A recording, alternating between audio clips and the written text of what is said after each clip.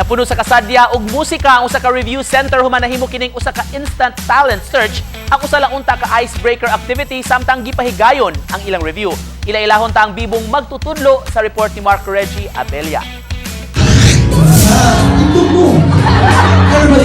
Di gyud maboring ug mahupay sa makadyot ang imong gibating kakulba samtang nag-review sa licensure exam kung ingon ani kahugyaw ug kaaligri ang imong instructor. Siya si Teacher Froilan Obeal, usa ka review center instructor, 31 anyos, taga Davao Del Norte. Asoy niya nga kuha among video atol sa iyang pagbisita sa usa ka review center dinhi sa Cebu City niadtong Hulyo karong tuiga. Katong pagkanta niya, na-amaze ko daw. So, if you could see on that video, in the video, I was like dancing, kaya I was blown away by the talent of that person sa moto, and eventually, it was really fun. Dugang niya nga mismo siya nakalitan sa dihang game na game kaayo nga miawit ang usa sa iyang mga review.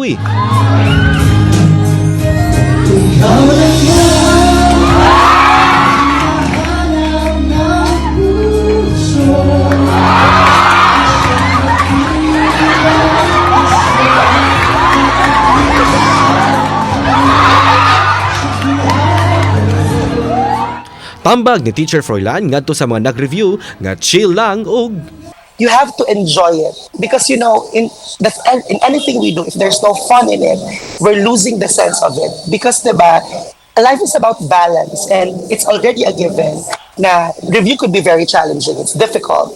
Pero if you are having fun, if you're thriving in everything that you do, the bad part, the good part, enjoy it, learn from it. kauban si Clans Gabutin, Mark Reggie Abella. GMA Regional TV Live.